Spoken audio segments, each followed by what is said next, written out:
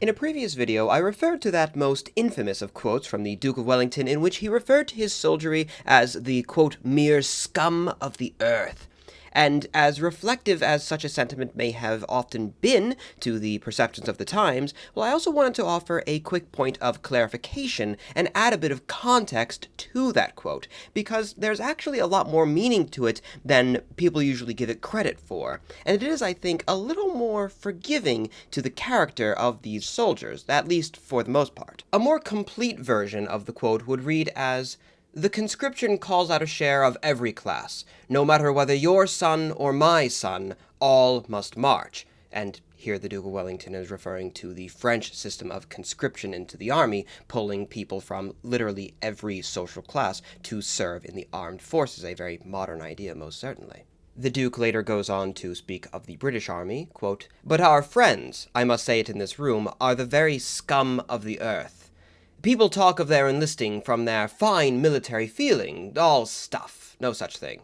Some of our men enlist from having bastard children, some for minor offenses, many more for drink. But you can hardly conceive such a set brought together, and it really is wonderful that we should have made them the fine fellows that they are." Now, most of the quote does match the usual sense in which the scum of the earth snippet is given, yet most significant, perhaps, is that last line, in which Wellington refers to his men as fine fellows. It's a very sharp distinction from the usual portrayal. Now, yes, the Duke does deride the idea that even some of his men may have enlisted out of a patriotic sentiment of some sort, and instead suggests that they join for drink, or to escape the sins and infidelities of a past life.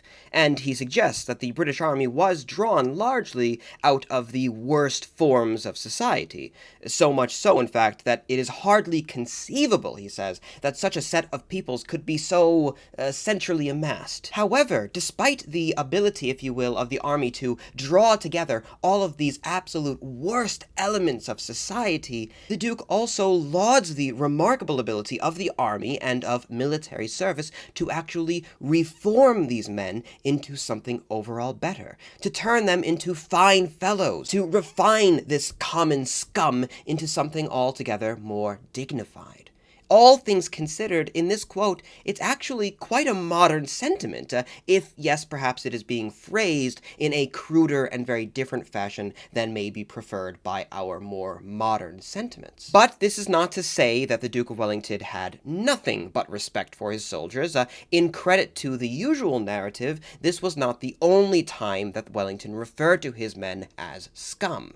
In another instance, for example, in which an opportunity to pursue and potentially destroy an entire French army had been lost because the British discipline just completely broke down, and instead the men opted to spend their time looting the French baggage train which they had left behind, well, Wellington was understandably upset at this complete insubordination and the loss of military opportunity. And in his anger, he wrote, quote, "We have in the service the scum of the earth as common soldiers." And he also referred to his men as vagabonds, drawing imagery not so much of a small but highly professional force, but of little more than looters and barbarians roving across the countryside with hardly any organization whatsoever. But it must also be understood that this derision came along with a string of other very similar and even worse examples of discipline in the British Army completely breaking down during Wellington's campaigns. And Wellington was rather notorious for having a fairly short temper in those sorts of affairs. You see, overall, for all of these stories of scorn and derision, there are also many more of Wellington praising his men for their courage, for their martial abilities.